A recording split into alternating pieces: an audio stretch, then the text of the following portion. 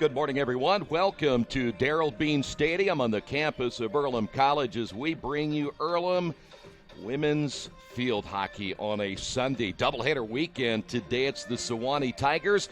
They are coming into this one this afternoon at 0-2. The Quakers picked up a nice win yesterday, a overtime victory. We'll talk more about that game as they beat Wilson in the overtime matchup. Welcome to the Farm Bureau Insurance with Kevin Shear pregame show. Doubleheader weekends are tough. Both teams went into double overtime, or should say at least overtime yesterday. Sewanee had to make the road trip here, so we'll see how the endurance will be today. Of course, the Quakers, with that big win yesterday, had a chance to, in less than 24 hours, turn around and be back here. So endurance and how well they'll be in shape could be a huge key for this one here today. Sewanee again at 0-2. They lost to a good DePauw team in their first matchup by a final 3-2 before losing at Wittenberg at final of 1-0 in double overtime. We'll come back, talk about this Sewanee team coming up in just a couple of moments. Stay right there.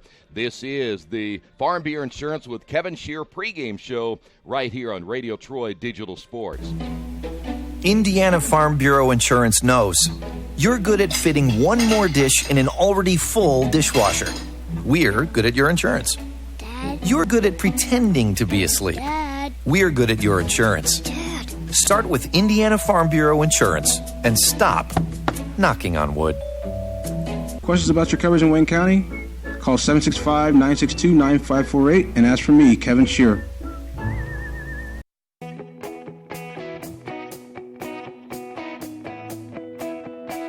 We check them better. Every Wetzel Better Buy certified vehicle is fully inspected and reconditioned by ASE and factory-trained technicians. And each Better Buy vehicle comes with a Carfax vehicle history report, so you know you can buy a vehicle with confidence. We back 'em better with a 3-day satisfaction guarantee. Every Wetzel Better Buy certified comes with a 3-day or 300-mile satisfaction guarantee. If you don't like it within that 3 days or 300 miles, just bring it back and we'll exchange it for a vehicle of equal value. Every Wetzel Better Buy certified vehicle comes with a 12-month, 12,000-mile warranty. We price them better. We have dedicated individuals searching the entire country for the highest quality, lowest price vehicles for our inventory. In today's competitive market, we're constantly monitoring vehicle values to ensure that we're offering the best prices possible. We guarantee that every Wetzel Better Buy vehicle is the highest quality used car or truck around. Our reconditioning process guarantees that you are getting a vehicle as close to brand new as possible, and our warranties back that up.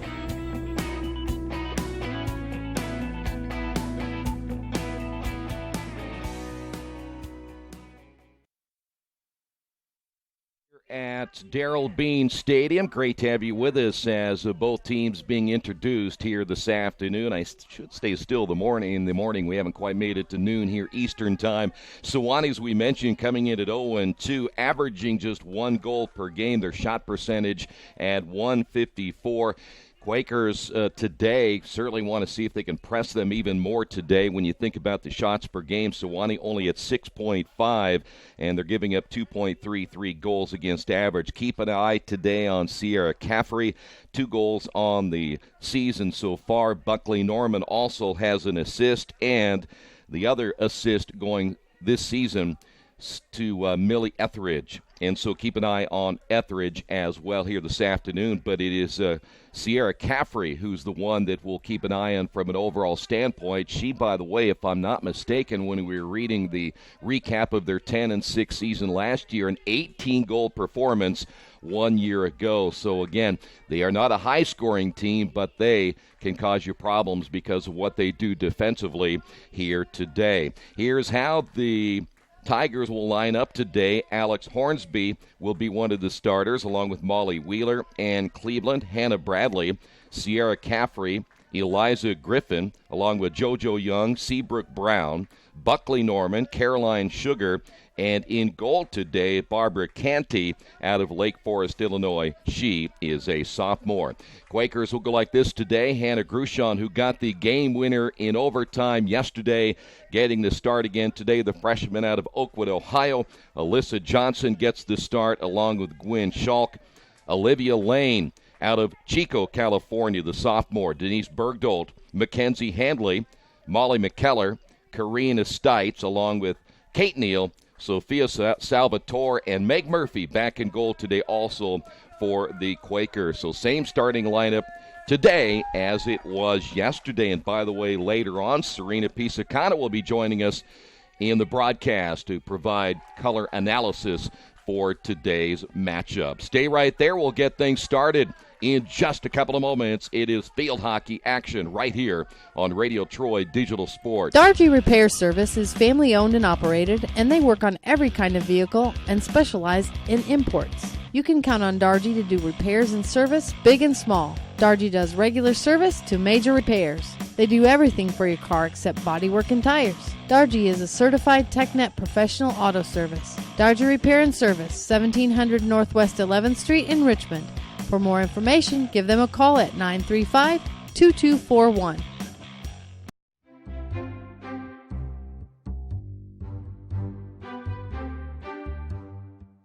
Looking for the home of your dreams? This spacious property offers over 4,600 square feet of living space, featuring 5 bedrooms, with 3 full and 1 half bathroom. This property is currently listed for under $270,000.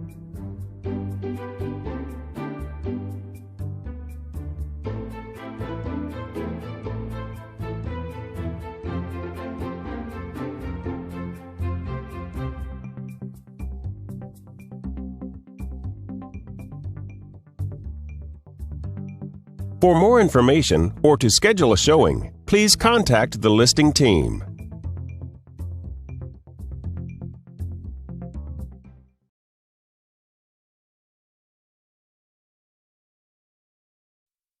Since 1994, Beach Automotive has provided motorists in the Richmond area with the most comprehensive auto repair services that include general services, car and truck care, alignment, brakes, tires, engine, transmission, and more. Their goal is simple: to offer the best services available at affordable prices to get you back on the road in no time. For a high-performance vehicle, trust Beach Automotive. To learn more, give them a call at 765-966-8181. Beach Automotive, 110 East Main Street, Richmond. Big Boy's Pizza is now open in Richmond, located at 1015 East Main Street, next door to the Civic Theater. The menu has great sandwiches, pasta, salads, and of course, pizza. Come dine in, carry out, or have your food delivered day or night, at home or at the office. Other locations are in Connorsville and Brookville. Bring in a sports ticket after any game and receive 10% off your purchase. Ticket must be dated for the same day as your purchase. Dine in, take out, or delivery. Big Boy's Pizza. 765-488-0023.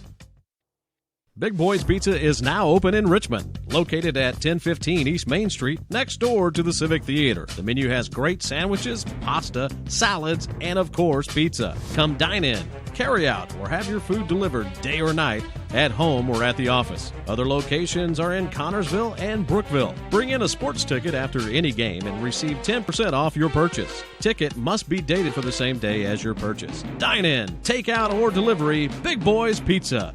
765-488-0023.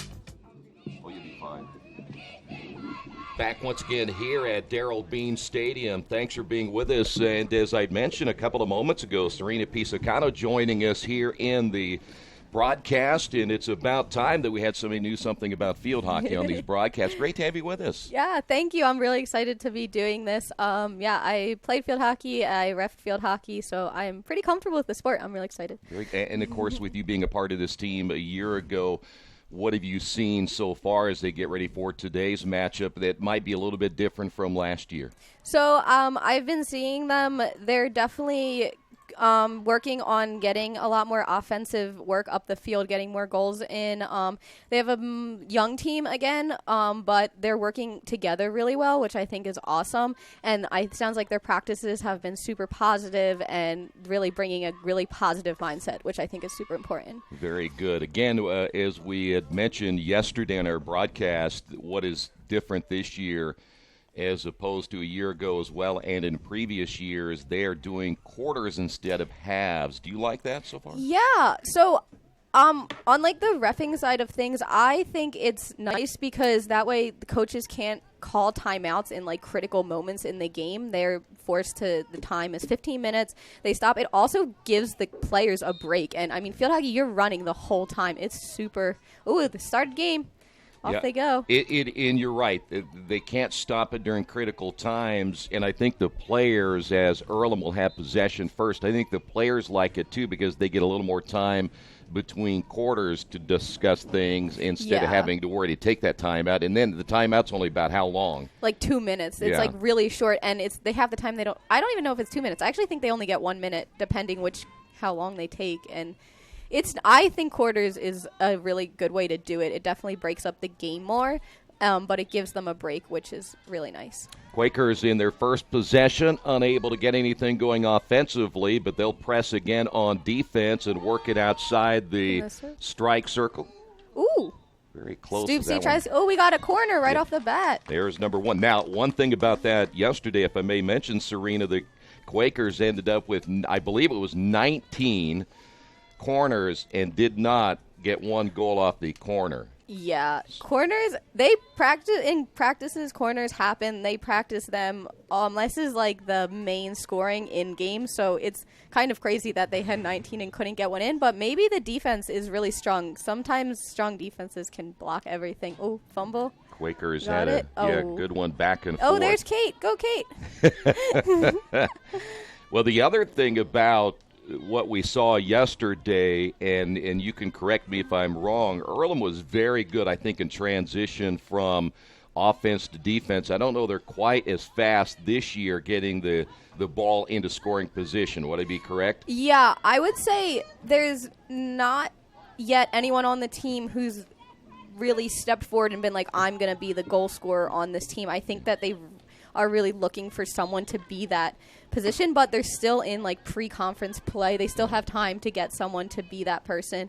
I think their defense is super strong though, because if I remember correctly, yesterday's game, they had so much offensive opportunities. Like they had 19 corners. They had a ton of offensive opportunities. They just couldn't put in the back of the net. And I think once they have someone who gains that confidence, then they're going to be golden. This is a Sewanee team as well, as you see Sewanee in transition up the left sideline. They did not yesterday get even a shot until the 21st minute, so they played a lot of their first quarter and into the second quarter without even getting anywhere close to scoring. They ended up losing that one in double overtime, so they're still trying to find their mark. And as I said a little bit ago in the pregame, they have to make the road trip here. I know they were only at Wittenberg, but they're on the road, and so less than 24 hours both teams have to come back and be ready to play. Yeah, that's hard. That's really hard. You probably run approximately about like 5 or more miles in a game, and it's fast, intense running. And so playing back-to-back like this is really difficult. I mean, runners do that, and their only thing they're doing is running. Yeah, I'll tell you what, and the other thing about today is that the good news is it's overcast and not really hot. Neither team is really deep either, so at least you have that on your side. Yeah, the weather's beautiful. I love this weather. 12 minutes remaining here in the opening period of play. Both teams pretty much in a feeling out process. There's your first shot. Yeah, Serena, take that back. I'm going to go back if I may. And Sofia Salvatore there on the shot. Serena Pisacano's with us in the box here today, and you're the public address announcer, by the way, so you're doing double duty. You get paid twice? Yeah. No. I'm trying to help you here. I do the announcements. Second time announcing, so it's going well. This will be another corner, so we have the second one now for the Quakers. They had built up a big lead yesterday in corners. And then Wilson came back. I think at one time it was 6 all in the corners. Wilson unable to capitalize on their corners as well. Hash mark on the left side for Molly McKellar. And by the way, the clock does stop during the corners, and see if the Quakers can manage to get a point right here and set the tone early. Inserted. Now that out to. But I was going to mention, though, that ball was not hit well, and you've got to really strike that ball well, don't you? The inserter is like the key person in the corners, because if they muff the ball, it can kind of make or break the corner. But it's a lot of pressure on one person, and it's helpful if the team can make it work. But there are rules, like you can't hit it from the inserter spot. It has to be a push.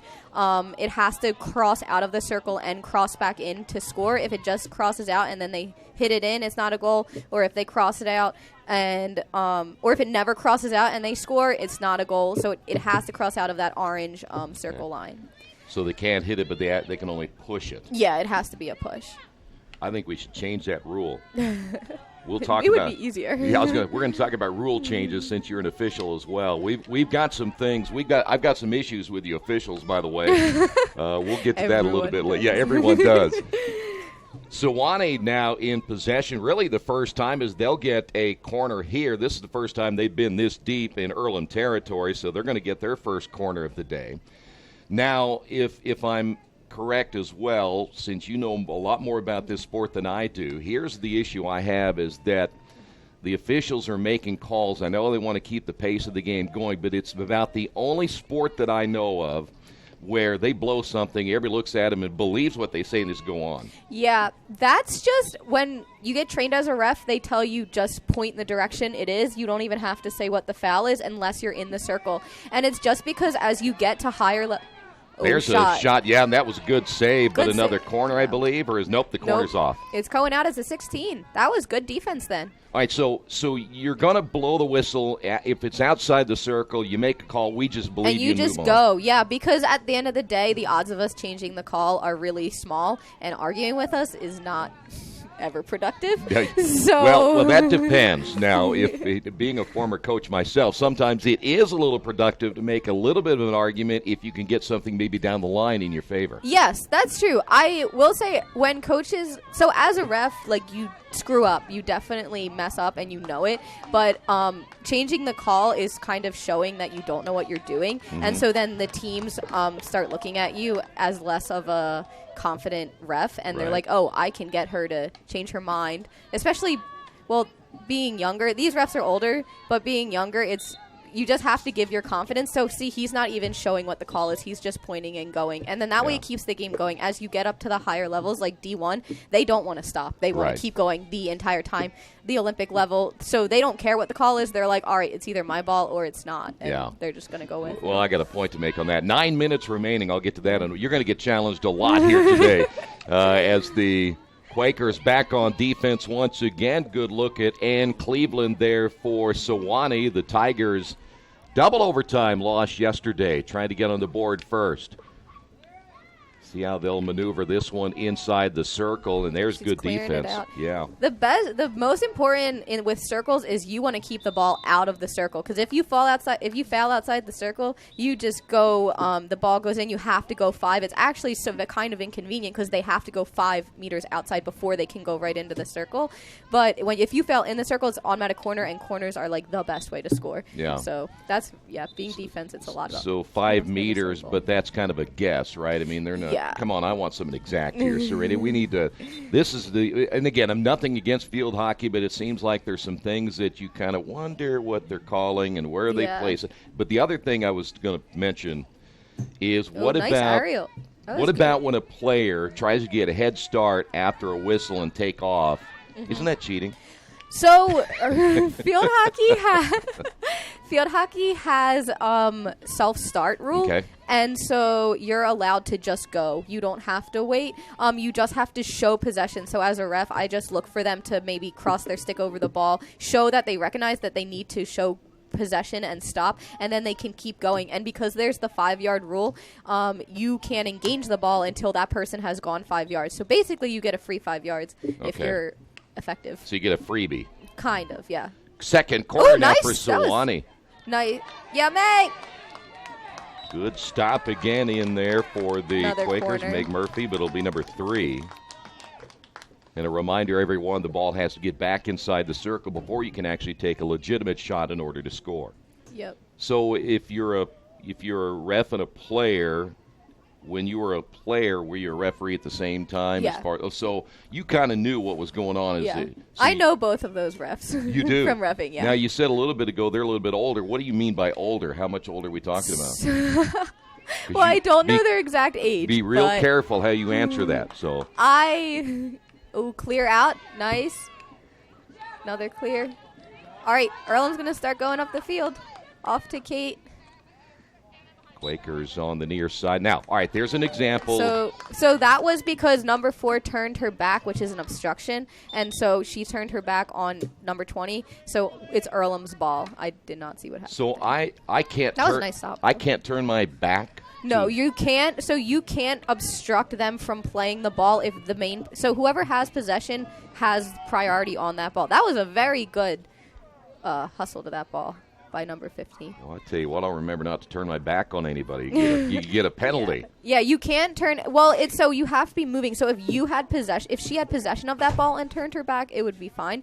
But she has to keep moving. You can't just turn your back and stop and obstruct the other person from playing the ball. Oh, okay. All right. There's a lot of strange rules in this game, I must say.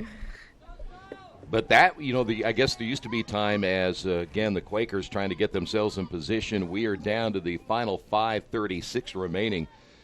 But it seems like to me, I guess at one time they used to make the calls and you could understand what they were calling, but now it's more of a player's game where they want to keep the flow of the game going, and then you need to learn what they're doing. Essentially, somebody like me. Yeah, you got to figure it out. So that call right there, I don't know who it was, but they were leaning in with their hand, and so that's why it's now purple ball. Leaning in with their They're hand. like, you can't. So field hockey is not that it's non-contact, but you can't lean with your body. You have to. Essentially, you're playing the ball. It's about who can handle the ball the best. Right, and they all have equal access to it. Sewanee, and clear. Very nice. Long hit. So that was the reason that's a long hit is because she intentionally didn't hit it out. It's just how it deflected, and so it's a long hit. If she had intentionally cleared it out the back line, it would be a corner. Okay, very good.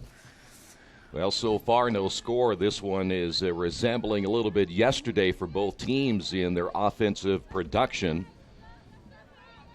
Quakers winning with the freshman Hannah Grushon getting the game-winning goal. We had a chance to talk with her. Nice cut up by Molly. Molly goes up the field, up the sideline. We need Earlham up the field. And McKellar losing the possession. But now give me an explanation of what happened there, though. I don't know. All right. I was actually wondering that. I think it might have hit her foot, but I really was not sure what that was. Again, so you would agree with me as action continues that there are times when something happens where it is really hard to tell. Now, listen, you can kind of tell. You can always tell in football and basketball and baseball, probably at least 99.7% of the time. But in field hockey, a lot of times you just don't know. Yeah. Okay. It's part of sometimes you just don't know, and just to keep the game going, it's okay. Well, we're going to change that rule. Okay, sounds good. You and we'll I get are a petition going. We should. We can get them all to sign it here in the stands and begin a revolution. So, field hockey over time has evolved a lot. Like the game from 20 years ago when like my mom played is so different from the game now. And every year they have rule briefings and they send them out and they've changed things. And one of the big things is just keeping this game moving fast, quick. Not making it such a stop-start game. I mean, it's with every sport. They're making new equipment. They changed the guidelines for things, trying to make the game safer.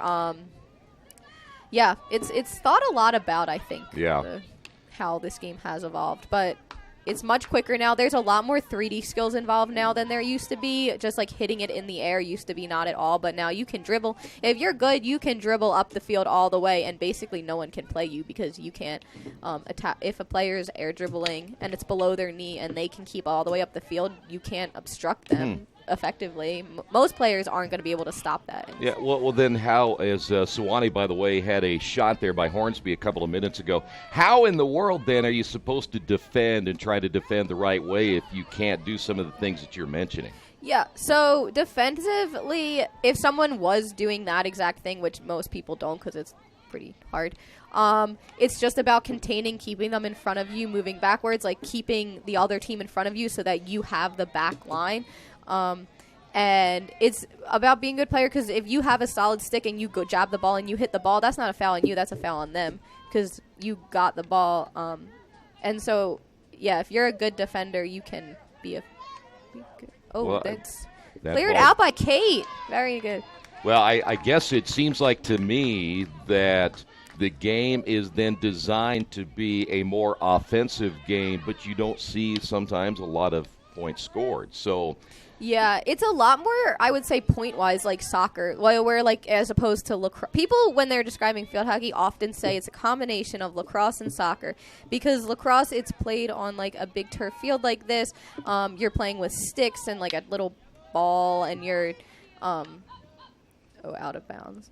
And soccer is, like, on a bigger field. It's grass. You got a giant ball. You're kicking it back and forth. But I think it's more like soccer in the points scored because it's always a low-scoring game just because the ball moves so much. And there's a goalkeeper that the shots are usually not as fast as in lacrosse, and so it's easier to save them, and they have a lot more mobility, where in lacrosse, the ball, I mean, it's like a baseball flying at you. Yeah. It's much harder to save. And that brings up another point. Yesterday, from a safety standpoint, we're down to, by the way, the last minute 28 here in the opening period, still no score, is there were a couple of players that were hit yesterday by balls that ended up coming up and hitting them in the face. Yeah, I saw that. Why that was is crazy. there not more safety issues around the head area? So I've been told, so in high school you have to wear an eye mask, and that rule was only implemented about 5 years ago because the year before I entered high school, they changed that rule. Okay. And in college you don't have to wear masks. I've been told that it's because if the ball,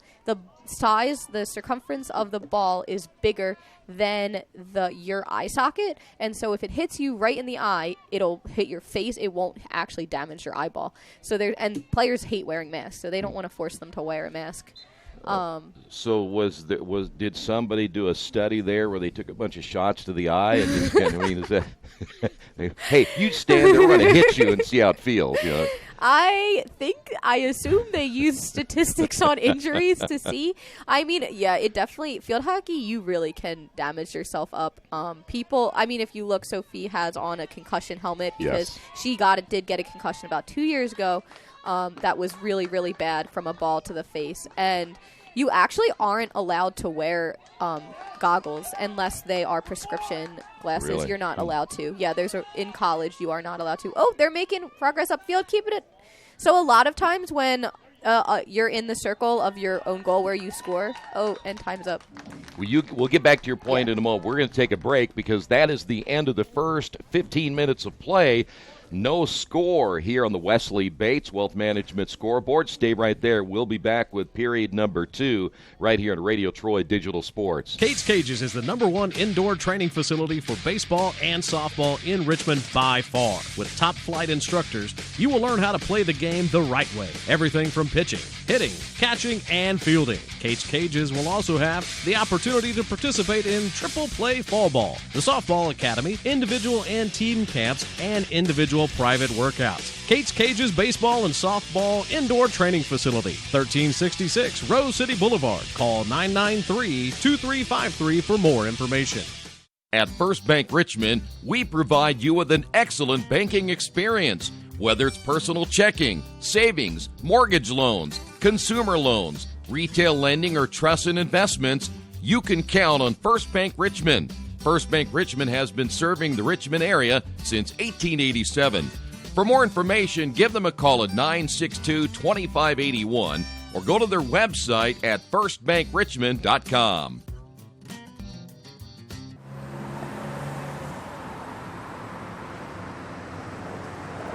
I got this.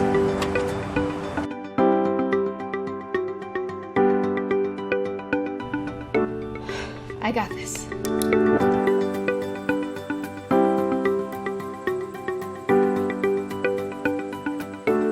I got this. At Harrington Hogue, we believe your life belongs to you. That's why we work hard to make sure that your insurance coverage is the last thing you have to worry about. So when it comes to keeping you protected, We got this.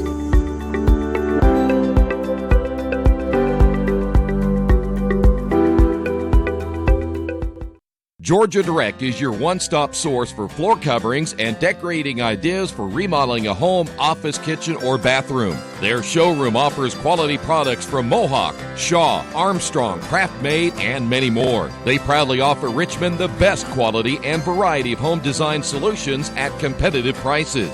At Georgia Direct, their goal is to deliver an outstanding customer experience from selection through installation. Georgia Direct Carpets and Cabinets, 5200 National Road East, Richmond. We're back once again here at Darrell Bean Stadium. Serena Pisacano, Troy Daragowski with you. I've learned more in the last 15 minutes than I've known for the last 5 or 6 years.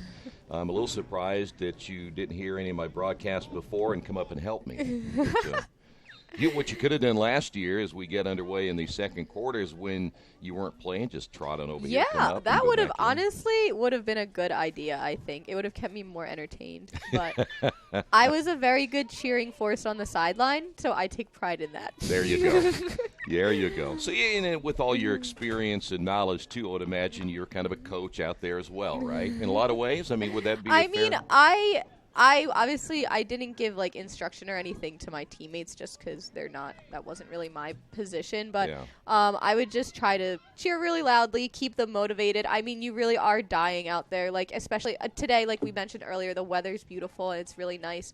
And so this is perfect weather to play in, but I mean, there were days where we'd be playing in 90-degree weather, just sweating buckets, and you don't get subs, and you're just running for 60 minutes straight, longer. Oh, wow, fast break down the field. She passes it out. So this is, a lot of teams will do this. It's like a give-and-go outlet, and if 14 had gotten that ball, she'd be golden. She could just dodge right to the goal, but she was trailing so much. But she was trailing that she wasn't able to get there quick enough, yeah. Sewanee trying to get on the board here in the second quarter as, again, we are underway in period number 2. All right, tell me what you saw in the opening period of play. Again, no real offense to speak of. There were only a total of 5 corners. What did you see both ways? What did I see both ways? Both of these teams are fairly evenly matched.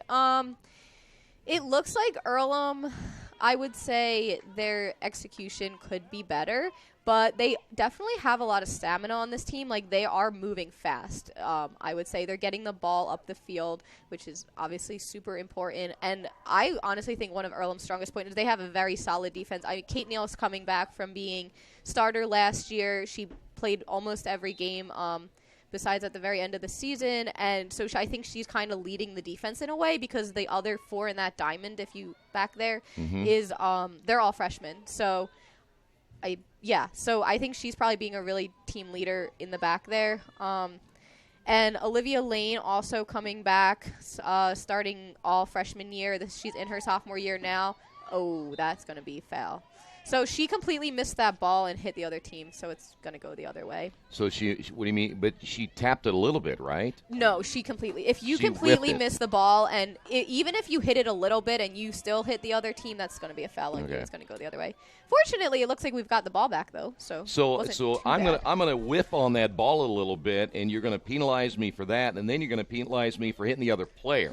So it's a kind of a double whammy. Yeah, exactly. Yeah. Well, that's a way to make me feel good as a player. I tell you what, it's a tough sport. Yeah. So number 15 out to the side. Field hockey alleyways are huge. They like to use the side and then cut to the middle. Use the side, cut to the middle. That's a lot of teams use that strategy. Well, the Quakers turn it over once again as the backside official makes the call. The 2 older guys that are out there right now is Serena. No, I don't. I'm on the younger end of refereeing compared to most refs. But the more experience, the best thing about reffing is the younger you start, the better you end up being in most cases, because you get a lot more experience. And yes, you do. Well, tell you what, you're right. You're on the younger end of it for sure. Yeah. So, like I said, though, be careful when you say about age, right? Yeah. Quakers with the possession once again is Kate Neal there. Off to Molly. Yeah, I definitely think both teams could work on their passing a little bit better, keeping it on the ground. It's really hard to stop a bouncing ball like that. It just makes it so much more difficult. If you can keep it flat on the ground, it's just loads easier to gain possession, control it, and keep going. It keeps the game faster. And, yeah, like I said earlier, field hockey is all about your stick skills. And especially at the college level. In high school, it's a lot more about athleticism, but once you get to college, it's a lot about stick skills. Here's a Quaker opportunity. And shot by Liv. Well, Corner, nice. the other thing, and I want to mention, which I think you're exactly right when it comes to stick control, is the other side of the stick is round, and you're not supposed to use that at all. You can't use it. That would be a foul. You can only use one side. It's kind of people that are left-handed will be like, left-handed. They don't make two different types of sticks. They only make one-sided sticks. So if you're left-handed, that kind of stinks. So we have two things to work on. Yeah. You and I are going to be busy trying to change this game a little bit. Yeah. But they can reverse their stick. Sophie, you might see in this game, she has a very solid reverse shot into the top corner of the net, and that is a very impressive shot. Well, that one was out of the reach of Bergdolt as she was unable to get her stick down. Well, I want to talk, too, as the fans are watching here today, and we're coming up on the 10-minute mark here in the first half, is on the corners, the team decides whether they're going to go the hash mark right or left, and then you're going to decide where you want to go with the first pass and go from there. And there was a really nice give and go twice yesterday for Earlham. They didn't succeed in the first one. They did in the second one that looked really good, and they got a good shot. What's your strategy coming out of that corner? What do you want to try to do? So coming out of corner, you mean right when they're like trying to score, right? Yeah. Like right. Yeah. Coming out of corners, if you notice, most teams will meet up, so the coaches often have these little sticker things that they hold up, and it tells them which corner they want the team to do. Okay. And often it'll be out to the top, and then someone will shoot it in, or a pass and a shot. Essentially, you just want to your first step is clearing the circle. Second step is getting it back in.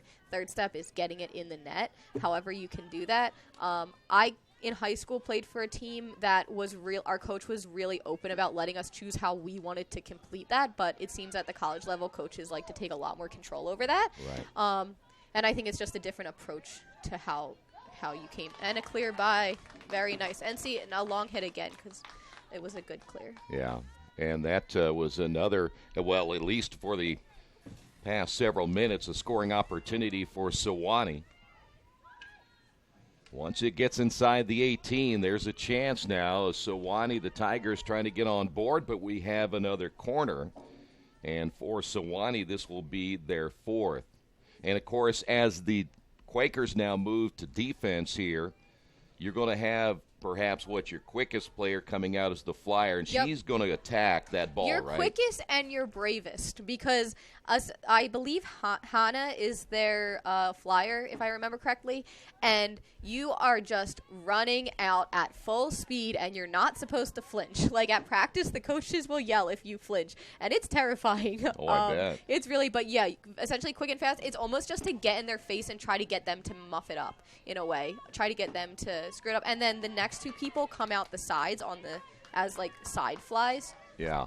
The thing with corners is that you're supposed to score because there's 4 defense and a goalie as opposed to the entire rest of the team. And the entire rest of the team has to run all the way back from the 50. So the quicker you get the ball out and are able to get a shot off, the better off, because the less defense you're going to have to clog everything up. So like those that know a little bit about ice hockey, you have they would say a man advantage power play type stuff, right? Ooh, it's rolling right on the side. And she's saved by Sophie. That was a great hustle. Through the legs, no foul, but she's controlling it. Now I've got to ask you there, because Griffin was literally, if you looked at it on a replay, she was kind of bodying up right there like you would in basketball. Now, why wasn't that a foul? So that wasn't a call because he was holding advantage. The ref will hold his hand up to the side because in his mind, in his opinion, in his professional opinion, Sophie had more of an advantage by letting her continue to play through than if he had stopped, made the girl back up, and keep going. Okay. So that's why there was no whistle, but he was holding it that she should have. Okay, so his discretion was that he was going to let him play through it. Yeah, exactly.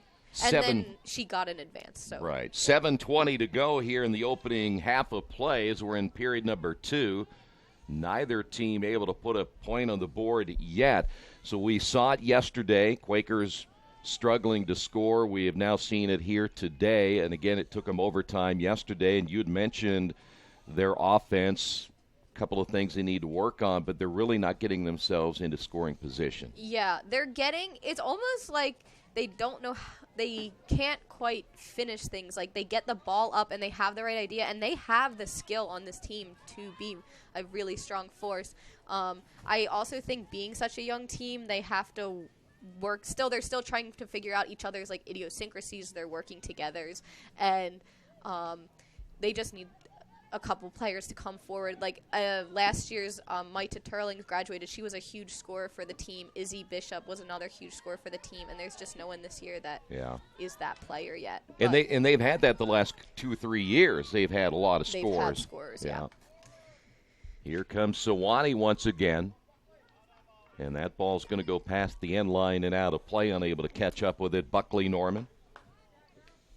Well, Sewanee, we've been talking about how the Quakers unable to get points on the board here today. And, you're talking about the fast pace that the Quakers were putting on there for a while. I'm curious to know, again, with such a short turnaround time, that you're back in less than 24 hours. And, the weather's a little bit better today from a heat standpoint. But it's kind of like running. This. You're a cross-country runner.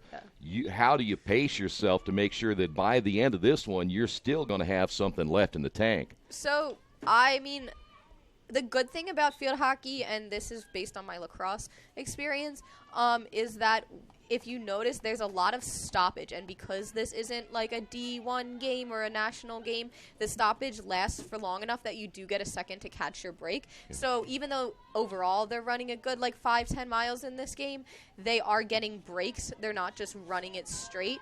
And so she'll sprint back. That is a beautiful sprint back, and then she gets a couple seconds to kind of regroup herself. Yeah, that was Kate Neal you're referring to there. That was a nice sprint back, yeah. Well, and I guess I'm safe to say this is the only place I've ever watched a field hockey game is that all of them are played on turf. Am I right about that, or are there some on grass? There's grass games, especially in high school. But once you get to college, there are still teams out there that have grass fields. Field hockey was meant to be played on, Wimbledon. That's the type. It's supposed to be played on really nicely, beautifully cut grass. Wow. But we don't have that here, so turf is much better to be played on. And that's a little bit different on the legs, too. Running on turf, it can be a little bit more strenuous. It's much different. I've been told soccer players like playing on grass more than they like playing on turf, just because it's so much more likely you'll pull your ACL on a turf than you will on grass. No kidding. Yeah, which is kind of crazy. We're down to the final 4 minutes here in the second. Here come the Tigers. Oh, and she's going. They still got one line of defense. Meggs looks ready in the goal, and she's coming out. Clear. Very good clear. Well, she had to make a decision there, right? Yeah, that's a decision call on the goalie. Oh, and she's down, and it's out.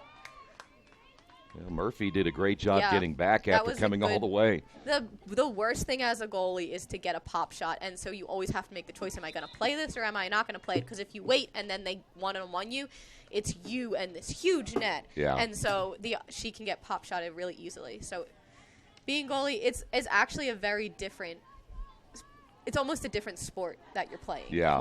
You're on the field hockey team, but you're playing the goalie. Yeah. As opposed to everyone else. You're almost kind of on an island all by yourself in some ways, yeah. Keeping your mind active back there is also really difficult. My coach in high school, if it would be a really one-sided game, she'd send a player back to have a conversation with the goalie about anything just so they wouldn't completely zone out in the back. Yeah. Sewanee again in possession as the Quakers' defense playing well here in the first half. Good look at Ann Cleveland there for the Tigers. And there again. She's there. Out to the side. Oh, and can Stoopsy go up the field with it? Someone's got to be there. Nice. Now 9 going up the field. She's going to need some help here, though. Yeah, she's going to need. So, this is where the team has to get up to support. We were referring McKellar was coming from behind, but quite wasn't there. And this ball goes out of bounds on the near side. Positioning's another thing that at practices teams will work for hours on end on, just because being in the right position at the right time is so critical. Especially now that they're down to 15-minute quarters, you don't have time to muff up anything. Like, the time might stop, and if you're not in the right spot at the right time, it can ruin a scoring opportunity. Yeah, I'm going to make a point on this last possession, if you don't mind. It appeared, at least at that moment, that Mackenzie Handley had her stick down, lifted it up at the last second, and Meg Murphy was right behind her, but it's a good thing Meg was paying attention because that ball was headed toward the goal. Right in, yeah. So she probably should have stopped the ball right there before it got to Meg. Yeah, the goalie is really, really vocal in the back, so I don't know what Meg said. Meg could have told her, let it go, I've got it. Okay. Because goalie basically directs the defense and tells them where to go, what to do, where they should be, what they should be doing. And in the crease itself, where that crease circle is, she's the only one that can be in there. Is that correct? That's or can you? Okay, but what did, and so there's no crease there. There's nothing there for that. So, but any player can be right. I guess I'm using an imaginary crease that you can be right there with the keeper. Yeah, you can be bodied up against the keeper if you really want to. Right. Most keepers don't want you there, and other teams will do that, intentionally will smash up against the other team's goalie, and the only reason you would call it is if they start pushing each other or something like that. But you're right. I guess as a goalie, I wouldn't want anybody in there because I need a little breathing room and need to see what's going on in front of me. Yeah, they might have the best view of the field. Under a minute to go now here in the first half, and we're going to go back-to-back unless Sewanee or Earlham can manage to scratch out a goal here in the first half. And that was a very good defensive save by number... was that Stites? Or was it Neal? 18. 18. That was, Karina Stites. Another 30 seconds remaining. New player. Yeah, I actually didn't realize how quick these quarters go until I'm... Ouch! Gwen Schlack took one right on the leg. On that swing, you heard the groans from the crowd. That crowd all saw that. Well, yesterday, and we won't have time to elaborate, as we're going to hit halftime. We have no score. Do not go away. We'll come back, and there's not a whole lot to review in the first half, but we'll talk about what happened between these two teams, and then we'll have Serena talk about what's going to have to happen in the second half for the Quakers to pick up another win here this afternoon. Stay right there. This is Earlham Field Hockey right here on Radio Troy Digital Sports. Are you looking for the right place to work out? A place where you have several choices and can have fun at the same time? Well, that place is right here in Richmond, Family Fitness Works. Family Fitness Works has spinning, Zumba, kickboxing, core works, kick fit, body pump, body flow, and much, much more. And don't forget, Family Fitness Works also has Richmond's most extensive free weights and Nautilus in the area. Check out their website at familyfitness.com or stop by at 213 North 3rd Street in Richmond. After the unexpected, expect us. Indiana Farm Bureau Insurance of Fayette, Rush, Union, Decatur, and Shelby counties. Auto, home, life, renters, farm, crop, and business coverage. Coverage you need in a language you know. We take customer satisfaction seriously and don't take a cookie-cutter approach to your coverage. For more information, call 800-723-3276 or go to their website, in.farmbureau.com. Think about the moments in your life, moments you might miss if you become ill.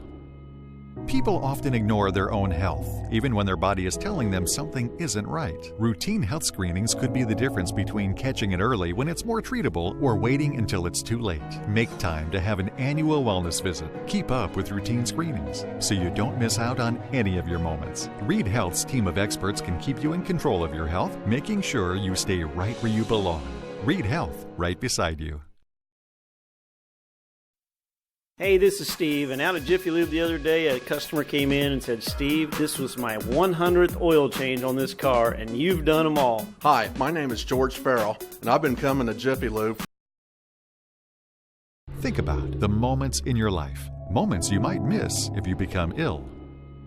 People often ignore their own health, even when their body is telling them something isn't right. Routine health screenings could be the difference between catching it early when it's more treatable or waiting until it's too late. Make time to have an annual wellness visit. Keep up with routine screenings so you don't miss out on any of your moments. Reed Health's team of experts can keep you in control of your health, making sure you stay right where you belong. Reed Health, right beside you.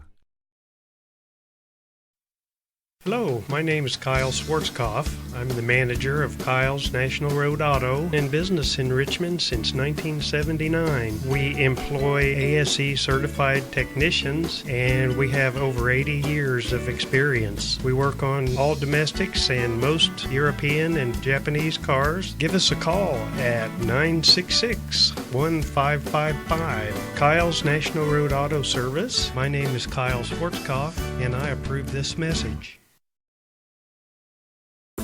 For the past 35 years, Van Vliet Insurance has built a reputation of bringing a personal touch. That's because at Van Vliet, it's all about you, your needs, your life, and our town. Along with providing quality coverage to individuals, families, and local businesses, we're proud of our community and the opportunity we have to protect your future within it. Van Vliet Insurance, an Erie Insurance representative. Hometown professionals at work for you. Today's game brought to you in part by Mancino's Pizza and Grinders. Mancino's is family-friendly, serving fresh grinders, pizza, pasta, and salads every day. They serve great food priced for family budgets. Mancino's Italian bread and pizza dough are made from scratch every day, and the baking process may take a little more time, but the end result of freshness and flavor make the real difference in all of Mancino's award-winning products. Mancino's of Richmond. Give them a call at 966-1166 or go to their website, mancinosofrichmond.com.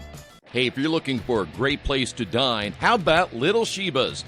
Come join them in Richmond at 175 Fort Wayne Avenue and grab one of their gourmet pizzas, a deluxe sandwich, steak or fresh salad, and an ice-cold beer or your favorite wine. Featuring live music every Tuesday, Friday, and Saturday, and more in their smoke-free environment. You can get a 10% discount with a valid student ID. It's better than being home. For more information about Little Sheba's, give them a call at 962-2999. Our community. It's where we live. It's where we work. It's where we play. At West End Bank, we're not just in the community, we're a part of the community. And that's why we support over 100 programs for local nonprofits and schools, including our financial literacy program that positively impacts countless students throughout the area.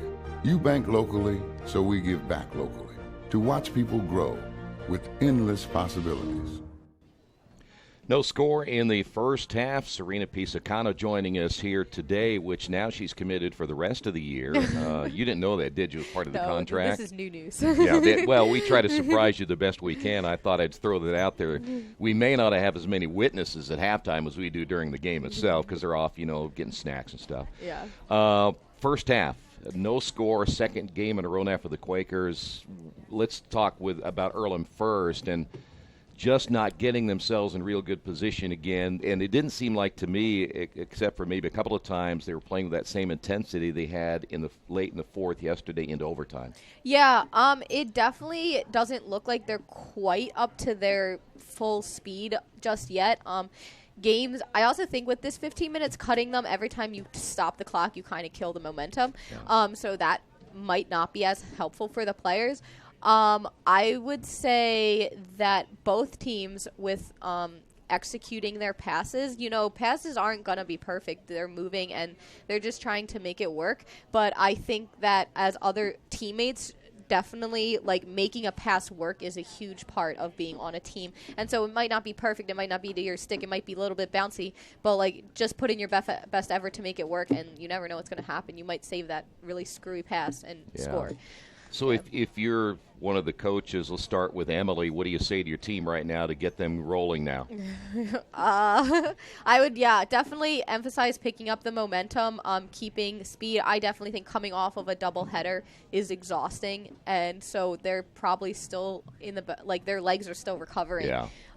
And so getting up to speed is difficult, but if they want to win this, they're going to have to pick up the aggression, and the team that picks it up first is going to be the team that wins because they're going to score. Well, I was going to say, and you go on the other side, Steve Simpson in his first year with Sewanee, he's probably also thinking the same thing. If we can get a score here, we're going to put the pressure on the team, so it might be the first one to score is going to win. Yeah, it could totally be that. I am not familiar with Sewanee's goalie, so I don't know how strong she is, but Meg, fortunately, Earlham has a very, very strong goalie. Her save percentage is really good.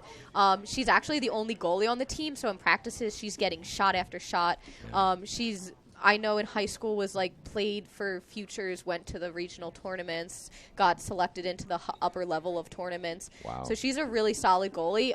And so Earlham has that going for them, that their goalie can take shots and she'll save them. But at the end of the day, the goalie is the last defense. It had to get through the whole team before it got to the goalie. Yeah. So, but on Sewanee's side, I would say it's almost the same deal. They've been evenly matched so far in positives as well as negatives.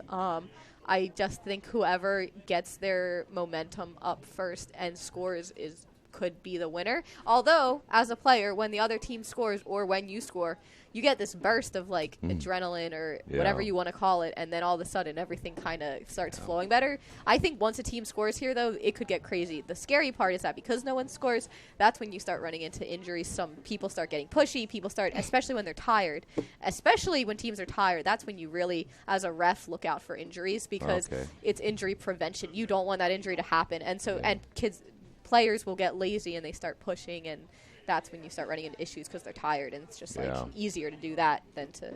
I'd like to see a little more contact in field hockey. How about you? Let's get out there. They've already got sticks. How much contact do you want?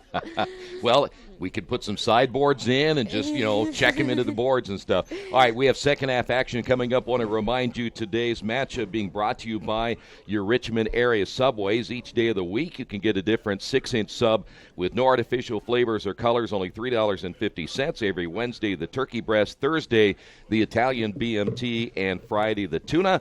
Treat yourself at Subway. 4 locations in Richmond and Hagerstown. Subway, eat fresh. Want to remind you, too, you can send your votes in to have Sewanee replace me permanently on these broadcasts because she already has now the color analyzing job. We're going to slide her into the play. But you're doing great, by the way. Oh, thank you. You think about this down the line. I'm not kidding you. You might think about broadcasting, and everybody out there that's listening will agree with me.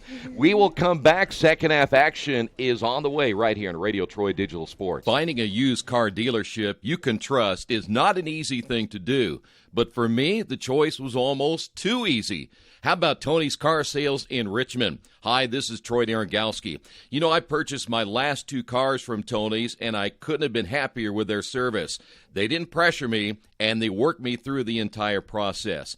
Hey, if you're in the market for a great used vehicle, get to Tony's Car Sales in Richmond, 250 National Road West. For more information, give them a call at 962-5665 or go to their website, tonyscarsales.com.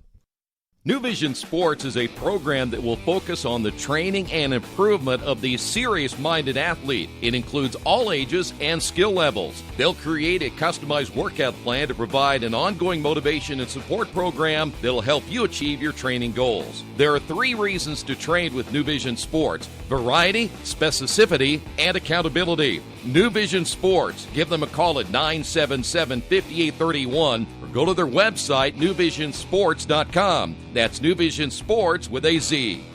Well, we always say in the coaching ranks that the beginning of a half and the end of a half are so vitally important. So now we will see as we put 15 minutes back on the clock, we get ready for this third period of play. Sewanee will attack from right to left.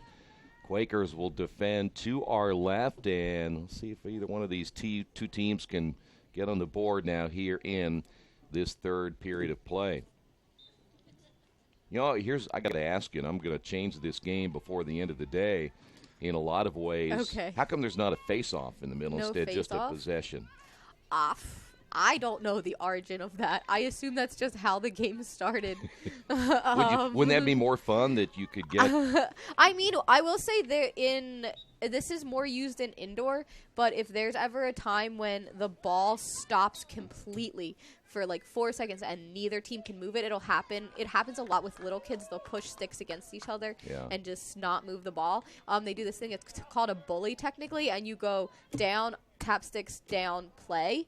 And so it's kind of like a face-off. So they will use face-offs, but it happens when they want to start the game in exactly where there wasn't a foul, there wasn't really an injury, or there wasn't any way that should determine who should have the ball. It's like the equalist way to do it. Okay. Yeah. All right. Well, that's the third thing on our list we're going to be changing in the game of field hockey. Yeah, we've got quite the list going. And really, that's really up to you to do it because you know more about it. You would sound more intelligent going in. Quakers in possession. On the far sideline, pass intended there for McKellar. Well, the fans that are here today have not had a whole lot to cheer about either way. Those that have come from Sewanee, making that trip over from Wittenberg to Richmond here today to play the Quakers, and Earlham as well. Now, can I add, do you happen to know what their result was versus Wittenberg? Yeah, they lost in double overtime, 1-0. Well, that's good for the Quakers because we play they will play Wittenberg as a league conference game, and so they're not like getting crushed by this team. So their game against Wittenberg should be a solid game. It looks depending as the season goes on. Oh, and break. Nice up number 3, moving up the field. Yeah, that is Grushon who scored the game winner yesterday. Now that centering pass, there's going to be a corner. Yeah. So that was 18 flicked it in the air, and it would be considered danger as it hit off of number 12 Bergdolt. So that's why it would be a corner. What would have made that play even better is Hannah cut off and made a really great interception. And if she had kept going and if she could have executed that pass just a little better to the center, it could have been a really nice shot. Yeah. But they're getting a corner, so a lot of teams will try to do that. They'll just try to get a corner as soon as they get in instead of going to the net, which is one approach. Wow, ouch. And Ooh. it's going, anything above the waist is an automatic. That was a heck of a hit, though, wasn't it? Caroline hard, Sugar got some sugar herself, and that hit her right in the solar plexus, and she went down quickly. All right, so going to go back to my argument again, and Serena's going to get sick of hearing this. I have not seen as many injuries that I have in the last 2 days in field hockey. The 2 that were hit yesterday in the face, that one was hit right in the gut right there. It just seems to me that there ought to be a little more protection because you just said a little bit ago that lift in the ball, it was a dangerous ball, right? So the thing is that you're not supposed to do that. So the ball isn't supposed to come above. The ball is supposed to be below the knee or never above the waist. If it's above the waist, that isn't, unless it's a shot, it's a direct shot, and there isn't danger. So there's a lot of different, you have to think about this when you're a ref. She shot that. If it had been clear and it went at the net and it hit the goalie, then that would have been a beautiful, great shot. It could have gone in. But because there was defense there, it made that dangerous. And so that's why she shouldn't have hit that. But Soupsy did. But it's not quite enough room for giving a card or anything because it was a shot and it wasn't meant to be dangerous. It's just how it came off her stick. Okay. I guess I'm having a little difficult time understanding because it was nothing but then basically going back to Sewanee. No, there was no penalty. There was no or penalty, because it wasn't intentional. It wasn't like she intentionally went and rammed her stick out of control or something like that. So it also goes about with aerial balls is when you hit it, is it going into a dangerous spot? Aerial balls are supposed to go to a clear area to one person. So one person should receive it. If 2 people receive it, that makes it a dangerous and it goes the other way. Okay. All right, so we have for the Quakers, it'll be the 5th penalty corner. Quakers will move it to the hash mark on the right. Still no score. We're at 11:37 remaining here in the third. And as we generally will see, it'll be McKellar. Here's a great opportunity now for the Quakers. See, now she crossed it out, crossed it back in. Wide to the left. Right off the side. there's someone who would probably be playing post, and their job is to stop that ball from going out of bounds. I'm not quite sure who was there, but it's just that's the little things I think Earlham could probably work on to keep. So, in other words, somebody didn't do their job right there, is what you're. Probably yeah, not. Yeah, because it was way too wide open. Somebody should have been there to stop that. Yeah. That'll go against the Quakers. Bergdolt back at midfield. Oh, and Stoopsy's right there. Yep, right taking that away from Wheeler. And up with McKellar to Stites to Soph. Can she complete this? It would be a time for execution. Oh. And there's a hustle by Grushan. By the way, that was Barbara Canty with the save. And there's Naya. Oh, and see how. Okay, so that's not an obstruction because she got that ball. She did not hit the stick. It was a clear save. Okay. Boy, is it. For an official, there's a lot to watch. You have so many different players, and really, we don't talk much about the officials and where they're located. You have one there. He is down. You see him in the end zone, but the other one is a good 35 yards the other side. So you have zones when you're reffing, and it's kind of like it's a hot moment. Yeah, They have zones, so you control your circle. You're not. Oh, there's a goal. I Quakers get on the board. And I think it was the freshman once again. That's Hannah Grushan. Got the game winner yesterday. And Hannah gets the go-ahead goal here in the third quarter. That one coming at the 10-17 mark. It's a pretty good start for the freshman. Yeah, she scored the game winner yesterday. Hannah, I believe she's from somewhere in Ohio. Oakwood, Ohio. Okay, the Oakwood Oaks. She's kind of localer than almost anyone else on this team, actually. Yeah, they're from about everywhere but Indiana and Ohio. In fact, there's Tori Studebaker, also from Oakwood, Ohio. Oh, nice. Well, there is your first goal, and the Quakers lead it. The momentum's it's going to start picking up now. They've got a goal on now. Now Sewanee has to fight back, which is so much more difficult than 0-0. It's even. Now you got to fight back. So hopefully Earlham can keep up this momentum, get a few more goals in. Well, I would venture to say, too, even from a mental standpoint, that when you fall down in a matchup like this and you've struggled to just get shots off, that even puts a little more pressure on you, doesn't it? Yeah, no, it definitely does. It's frustrating, especially, when you haven't even gotten shots and when you have a solid goalie. It just makes it so much more difficult. You're like, how the heck are we going to catch up now? And then we have to score again if we want to win. Yeah. Earlham already has their goal. Now, if they get scored on, it's just tie again. They're not losing. So Sewanee turning the ball over once again. Quakers leading it 1-0. Salvatore there at midfield, and she was nearly tripped up by Molly Wheeler. Here come the Quakers. All right, so that ball clipped on the back of her heel. Yep. If the ball hits your foot and it doesn't change direction or cause obstruction, you can let it go, but anytime it might cause any sort of obstruction, they have to call it. Yeah. By the way, that shot would have been no good anyway because it was beyond beyond the circle. So I believe that is taken back by number 11, Liv Lane, off to Hannah. Does she know I call her Night Train? Yes, she does. Okay. She talks about it. She is a roommate. She doesn't mind, does she? No, she thinks it's funny. Olivia Night Train Lane. Yep.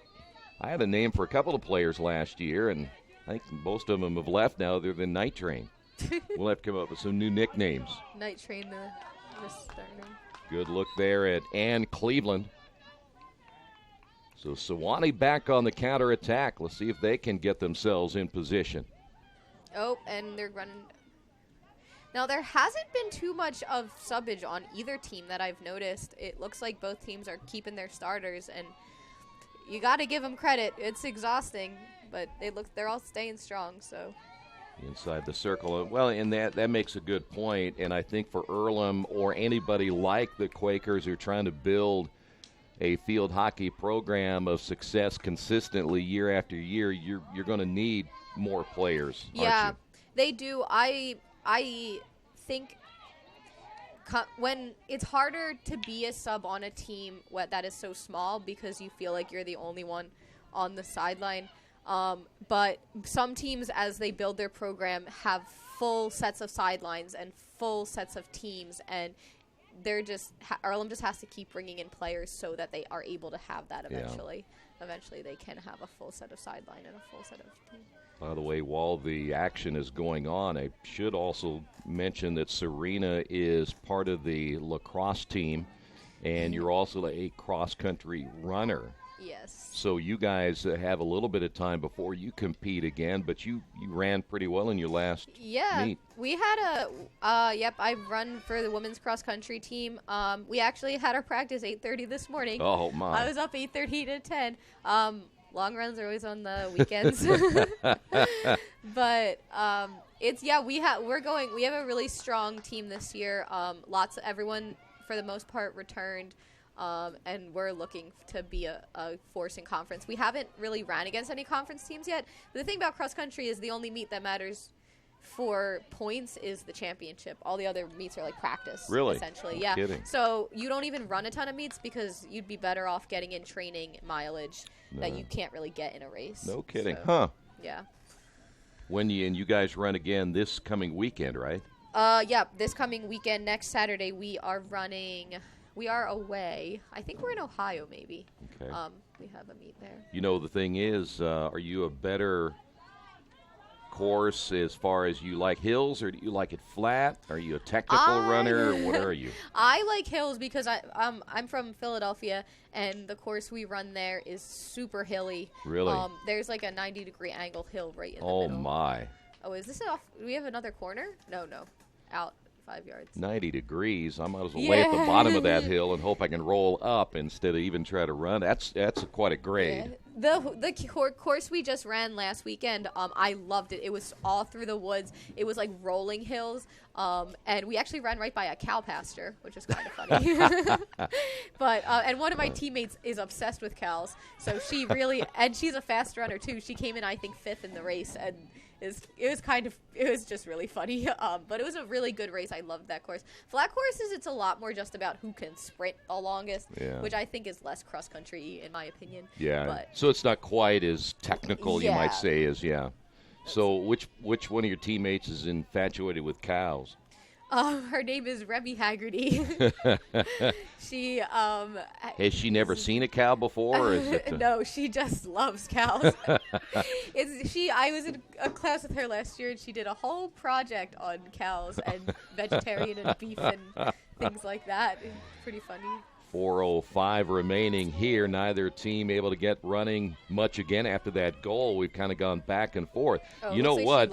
You might want to tell her that there's lots of cows out here, and does she stop? The question is, you could ask her this, okay? Okay. Would she have a better time in cross country if she'd stop and not talk to them and then just run the race? Does she stop and talk to them or anything? I don't think she's ever stopped to talk to one. Well, I was curious because she might have a better time if she didn't. Yeah, she might improve. Not quite sure. She gives them names as she goes. And I honestly think. Oh, and that was a great interception off to up my night train. Night train. There you go. Ball is, here now I'm going to make a little observation, and this is just from my viewpoint. You can kind of tell now Sewanee's slowing down a little bit. They are, yeah. You can tell, and you can see more people keep getting on the ground. If you notice, everyone's on the ground every 4 seconds. But field hockey is known for being a bit of a dramatic sport at times, so sometimes getting on the ground is not the greatest because the refs don't have a whole lot of compassion unless you're actually injured. Get up. Get moving. 3 minutes here in the third. Sewanee trying to tie it up. Earlham needs to keep this out of the circle. You want to keep it out. See, right there. That was a beautiful stop by number 10. Yeah, that was Reagan Seaman out of Chico, California. See, now, Stoopsy has a choice to make there. She could hit it up the field, which is what she did, or she could travel with it. Being tired, or I don't know if she's tired, but being exhausted is definitely a part because you want to just hit it, but sometimes it would be better if you just ran with it because then you control it and you're not just smashing it up the field. Salvatore there. Now, which one is Stoopsy again? She's number 17. Okay. Bergdahl. Denise Bergdahl. Oh, Bergdahl. Yeah. She goes by Stoopsy. So Stoopsy is Bergdahl. Yeah. I have to remember that one. Stoopsy. By the way, that's a corner, in case you're wondering. I believe we're at number 6 now, and see where'd Stoopsy go. She's right over there on the side. There, right here. Yep, yeah. right on the side. And by the way, Stoopsy hits the ball as well as anybody. Oh, yes. She has potential to be their offensive player, but I believe her background is in offense. I think she turned into an offenser when she came here, or an attacker, whatever you want to call it. And so she's definitely working. Oh. She just got tripped She right got there. pushed, so it's going to be another corner. So the ref there could either hold advantage, but because she didn't have any distinct advantage, they called it to give them. They'd have a better chance to score off of another corner. And that was because of the trip. Yeah, because of the push by, which caused the trip. Yes. All right, so that'll be 7 now. Oh, there was a stub. Tori 13 is Tori Studebaker. Yeah. Got subbed in at some point. Yep, Studebaker, the other Oakwood Oak. So now the Quakers will have it on the hash mark left. There's your But see, no, they had a backup, so that's why it's teammates support each other. They have their backup people. Salvatore tried to make her move to the inside. Yep. So Sophie was probably trying to just reset the corner because there was a bit of a bounce to that ball, and Stoopsy wasn't able to stop it. She figured it'd be better off to just get another corner than try to. So you can. You're going to have to help me there then. So you can actually produce a corner? Yeah. Really? Essentially, so in that, if you're in the circle and you hit someone's feet, which is often. Oh, there you go, Stoopsy. Goal by number 12, Denise Bergdahl. By the way, that's Serena leaving the press box here to go announce the scoring. And so the goal number 2 here today, Denise Bergdahl, the sophomore from Mannheim, Germany. That happens at the 1:36 mark. And so we were just talking about Stoopsy, and Stoopsy gets a goal. Yeah. Okay, so back to about the corner things. A lot of Salvatore is known for doing this.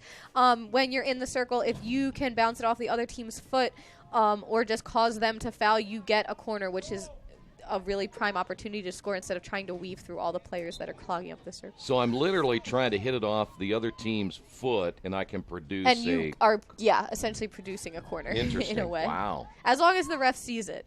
If the ref doesn't see it, then. Now the whistle.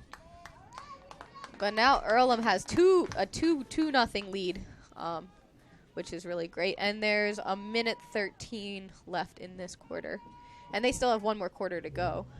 That's certainly more. I'd love to have that little padding in the scoring. Yeah, definitely really nice. And considering the other team. Oh, and if she could pass it off right. Oh, well, that's. Yeah, Salvatore there, unable to advance it any further. So she lifted it up into the other team, so that's why the other team got it. Yeah. And hit off.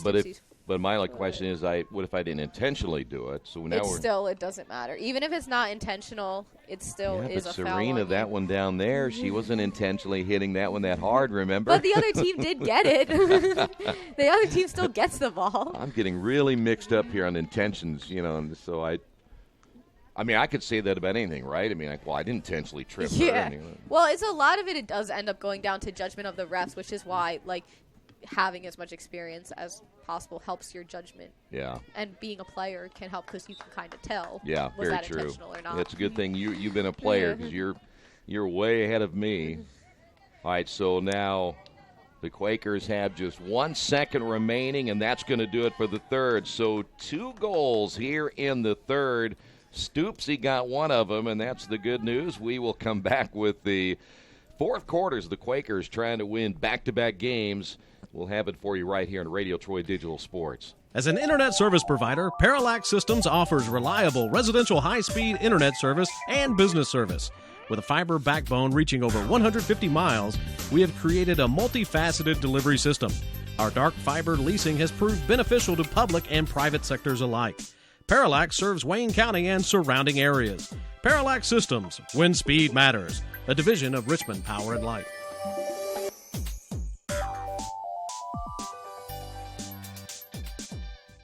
At the Reed Orthopedic Center, our physicians and support team devote themselves to helping you return to a healthy and active lifestyle. Our expertise includes shoulder, elbow, foot, ankle, hand, wrist, hip, and knee injuries, as well as pain management and rehabilitation and school athletic training programs and sports medicine. We are committed to providing you with the best possible orthopedic treatment that we can. To request an appointment at the Reed Orthopedic Center, call 765-935-8905.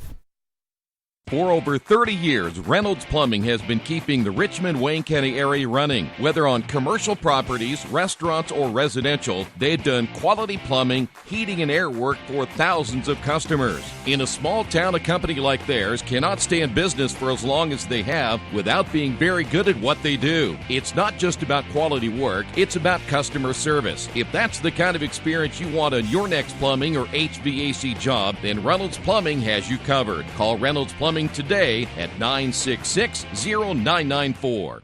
For over a century, Richmond Power and Light has been providing safe, reliable energy to the citizens and businesses of Richmond and the surrounding area. Through their dedicated and talented employees, they are advancing their tradition of exceptional service through new technology, training, and efficiency in everything they do. Richmond Power and Light provides reliable, low-cost energy and technology services in a customer-focused, environmentally responsible, safety-conscious manner. Richmond Power and Light. Together we make powerful partners.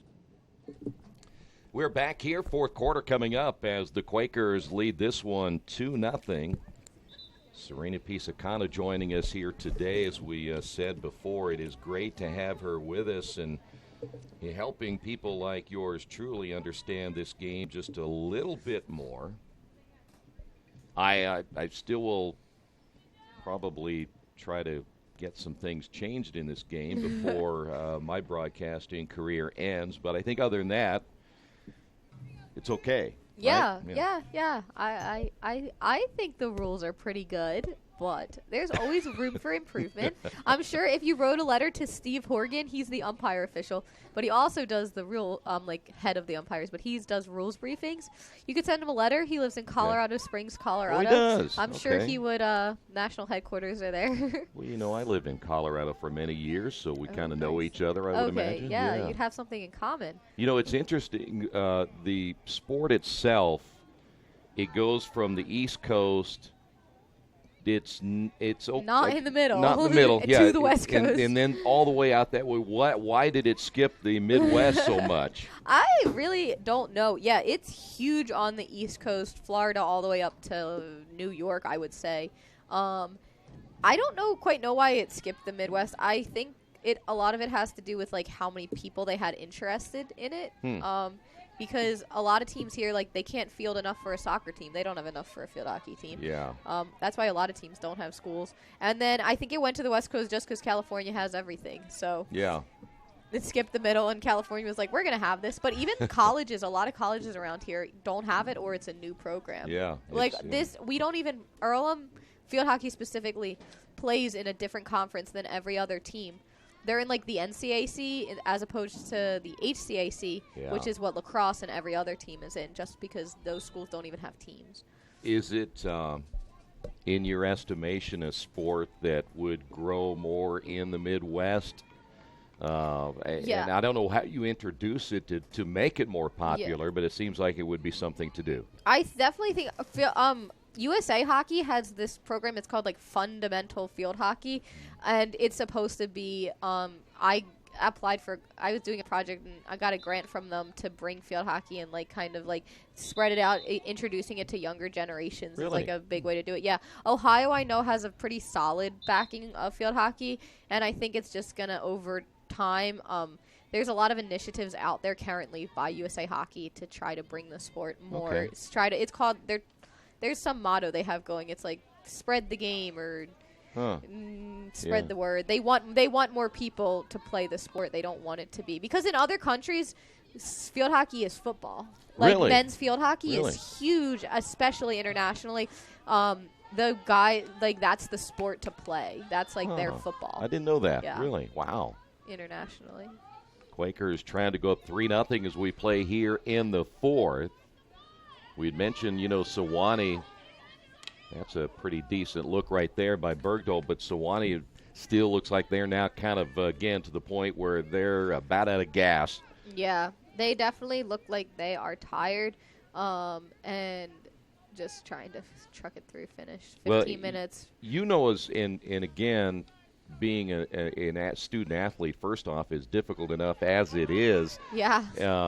That then would imagine most of you don't go to bed very early anyway, and so you're dealing with that. You're sleeping in a hotel where you're how many in a room? 4 or 5? Probably 4 in a room, most likely. So then you got to deal with that. You're not sleeping well. You're probably eating in restaurants, and so it's not easy. It's exhausting. Yeah, going away.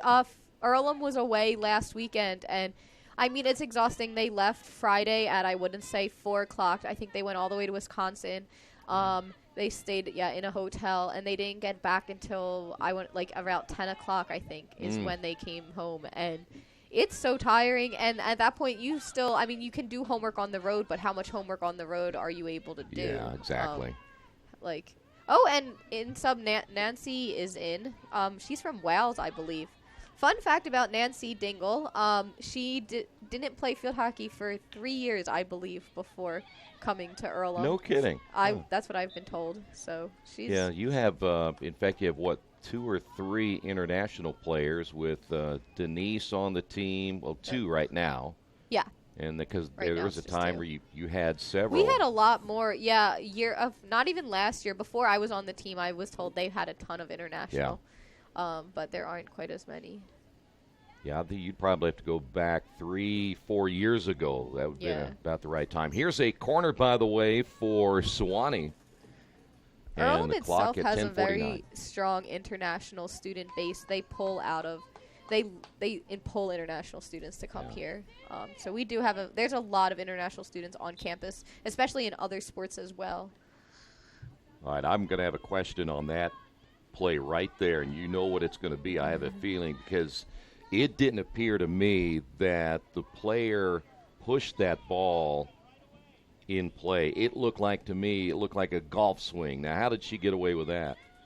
If I were a coach, Serena, I'd be screaming bloody murder right now. I did not notice. I also could have misspoke. They might be allowed to drive and swing it, but teams just really don't do that because it's a lot less control over the pass. Right. It's on grass. It's called a drive. Driving it is good because you can at least clear it out of the circle because usually the grass is really thick and you can't move the ball with just a push. But drives are a lot less controlled. As you can see, they fly in the air, they hit people, they go all over. Oh, and Meg. Oh my! Nice. That went past the end line. That was very close. Boy, but Meg had to dive. She made a good recovery. Yeah. 6th corner now by Sewanee, and now that clock's going to be a real factor. 9:41. 9 minutes left. Yeah, Earlham, I think their best bet. Clear it out, keep it upfield. At this point, they really don't need a goal. They need to keep it out of their zone, though. So. Well, and so that'll bring up a strategy. You're looking at 2 different things now, and I always like it when you correct me when I'm wrong. Mm-hmm.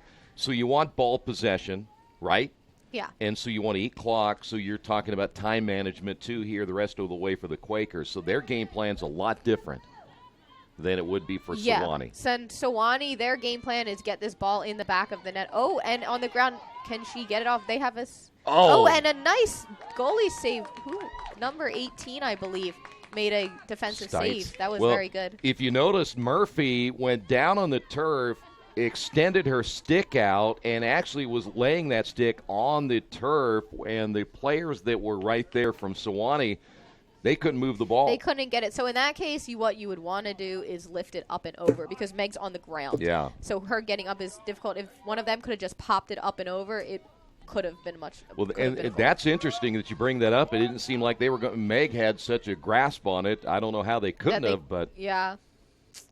But yeah, no, I would say Sewanee got to keep it upfield. Earlham, their defense super strong, keeping the ball, keeping it towards the back. It should be a priority. Well, let me ask you, because that brings up another point. If I am on offense like Earlham would be, I'm really, again, in no hurry on my attack if I don't have to be. Why can I spread it out more? Can I put my players in positions where I'm going to make them chase me a lot? Yeah, they can spread the field, keep passes long, move with the ball, keep running with the ball, not just going. This is more, I would say, actually with lacrosse than anything, is when you're trying to kill time, you don't want to keep scoring because the clock stops unless you're up by 10. So but you guys there is a shot clock, though. I mean, you cannot stall as long as you want to. There's no shot clock here. There's no shot clock here, but there is delay of game. If you delay the game, you lose possession. Really? Yeah, there's a delay. Earlham got called for that a few weeks ago because they forgot equipment, and then they got called for games. They forgot equipment. But the interesting thing, they changed this rule. Teams used to stall during corners, and so now the clock stops during corners because they could cut off a good 2 minutes. Just standing there and talking about the play. I mean, I was a player. I did it.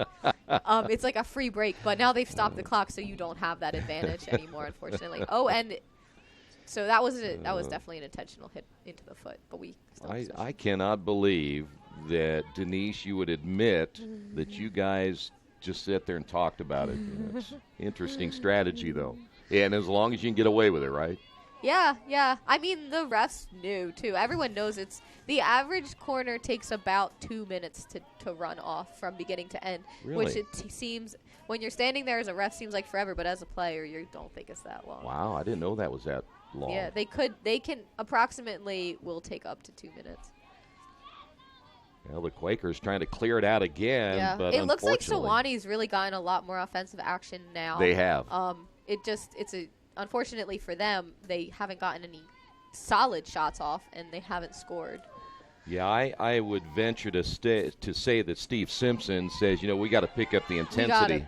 We got to pick it up. We got to get the ball in the back of the net. Because you know as well as I do that when you're a head coach, you're paying a little more attention and thinking, okay, how many possessions are we going to have left if we don't hurry up and score here? Yep, for sure.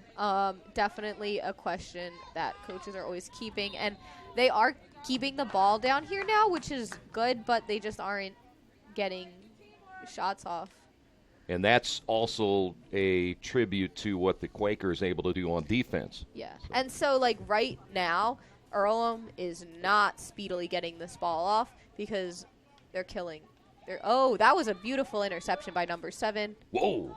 Not wide to the left. A great shot, though. But a very good interception. By the way, that was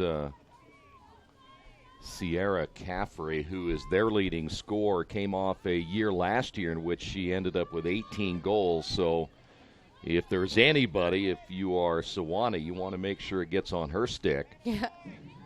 That's a very solid stat. She had 18 goals last year? Yes. Wow. They won 10 games last year. Feel like she's probably got to be mentally tough, right? Is this a card? Oh. I believe he's pulling out a green card. Don't know what that's for, but. So he has a green card, and he is sending Hannah Bradley to the sidelines. So a green card sends you to the sidelines, and a yellow card sends you to the sidelines. It gets real seedy when you get to red because green and yellow, you can come back in. If you get a double yellow, you're done for the game. If you get a red, you're done for the game. And I don't know for sure what the college rule is, but I think you're done for the next game too. And why do you think she ended up with a green there? I suspect it was usually green cards is for something minor. If you're constantly reminded you need to go 5 yards and you're not following that'll be a green card. I see. At the college level, the rule is usually one reminder and then automatically go to the cards because you're in college. You should know that rule by now. I will also say like gentle pushing or being told once to stop with the aggression and continuing anyway will be a green card. Usually they get to yellow when it's continuously the same call over and over. A bit more of an intentional foul, like a push, that was very intentional, or like throwing your stick. Arguing is a yellow card. So, are you a trash talker? No. I would confidently say I'm not, but you don't kind of get up in somebody's ear, try to get in their mind a little bit, and say something about their shoes or anything like that. You don't do that. This is true confessions time. You already admitted once that you guys, didn't cheat necessarily, but you used the advantage, right? But yeah, I will say the one really cool part about playing D3 college national NCAA athletics is, your teammates and another shot off and tapped down by 17.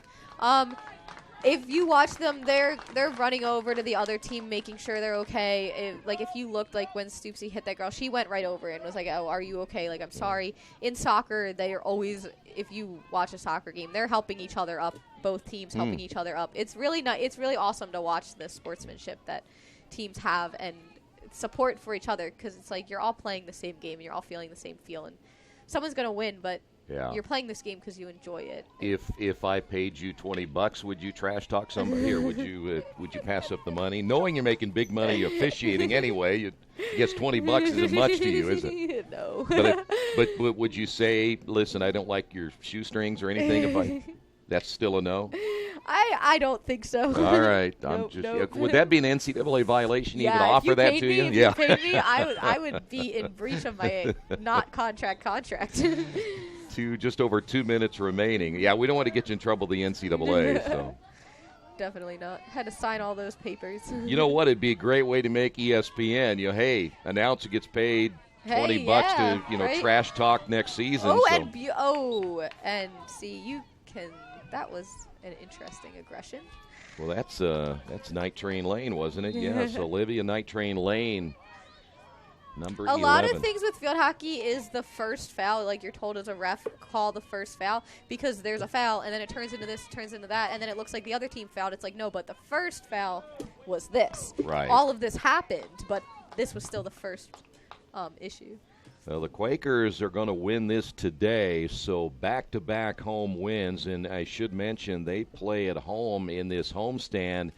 Yet, 2 more times? They get Rhodes and Wittenberg. We'll talk more about that in just a little bit. They only have 2 more home games? For this homestand. And then they'll go back on the road to Ohio Wesleyan. But now the clock is coming up on 1 minute remaining, and Sewanee's going to have to really hurry. Just to kind of poke a little more fun at a couple of people down there, if you don't mind. I'm not poking fun, but what would happen if one of the ball guys on the sideline didn't throw them the ball right away? Man. Players flip out. Well, they did yesterday. There was a couple of times. Give me the ball. To be fair to them, though, it's very frustrating because they're not trained at all, so they don't really know what they're supposed to be doing. Because it's confusing sometimes. You're like, do I pass them? Do I not? Do they want it? Wait, what am I doing here? Or we could talk about that NCAA violation again. They could say, all right, now this is the ball that Sewanee wants. Unfortunately, I'm not going to throw it to her right away because that'll advantage Earlham. Time will run off the clock. They're supposed to be bipartial. Okay. Hey, I know if they're baseball players, I know a few of them. They're not impartial. So. They got baseball down there. They've got a lacrosse kid.